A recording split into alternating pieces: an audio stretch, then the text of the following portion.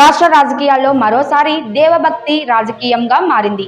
YCP MLC వరదు Kalyani Chandrababu Naidu మరియు YS Jaganmohan Reddy దేవభక్తి మధ్య తేడాను హైలైట్ చేశారు.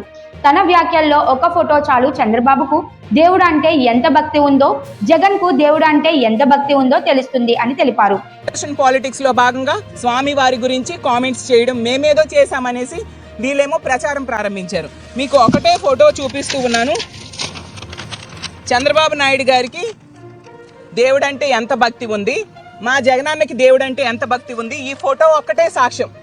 100 ఫోటోలు చూపించాల్సిన అవసరం లేదు. వైసీపీ ఎమ్మెల్సీ వరదు కళ్యాణి చంద్రబాబు పూజలు, దేవుడి ఫోటోలు పట్టుకొని నడిచిన వీడియోలు, ఫోటోలు ప్రజల్లోని భక్తి భావాలను ప్రతిబింబిస్తున్నాయని, కానీ రాజకీయంగా అది ఎలా చూపించబడుతున్నదో కూడా స్పష్టమవుతోందని పేర్కొన్నారు.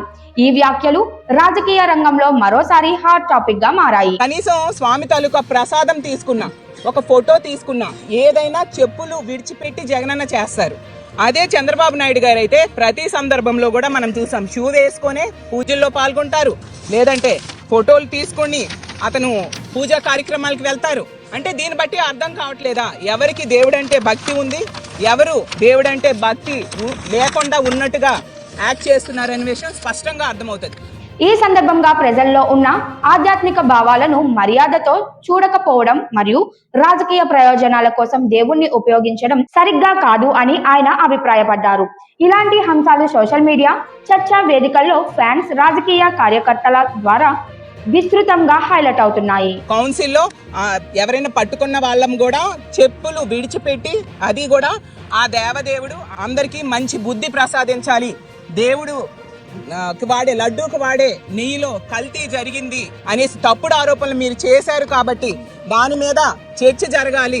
ఇందాపూర్కి అలాగే హెరిటేజ్కి ఉన్న సంబంధాల మీద చర్చ జరగాలి, వీళ్ళకి మంచి బుద్ధి ప్రసాదించు దేవుడా అనేసి మాత్రమే చెప్పడం జరిగింది. ఈ వివాదంపై రాజకీయ నేతలు, మీడియా మరియు అభిమానులు వివిధ కోణాల్లో స్పందిస్తూ దేవభక్తి మరియు రాజకీయ ప్రయోజనాల మధ్య తేడా ఏంటో మరింత చర్చనీయాంశంగా మారింది. వైసీపీ నేతలు దీన్ని జగన్ గారి విశ్వాసానికి ప్రతీకగా చూపిస్తూ రాజకీయ రంగంలో మరింత వ్యాప్తి సాధించేందుకు ప్రయత్నిస్తున్నారని రాజకీయ విశ్లేషకులు పేర్కొంటున్నారు. కాబట్టి ఇప్పటికైనా వీళ్ళు ఈ డైవర్షన్ పాలిటిక్స్ మానుకొని ప్రజలు కోరుకున్నట్టుగా, మా కౌన్సిల్లో మా వైఎస్ఆర్ కాంగ్రెస్ పార్టీ సభ్యులందరూ కోరుకున్నట్టుగా హెరిటేజ్కి, ఇందాపూర్కి ఉన్న సంబంధాల మీద చర్చ జరిగేట్టుగా చేయాల్సిందిగా మేము డిమాండ్ చేస్తూ సెలవు తీసుకుంటాం.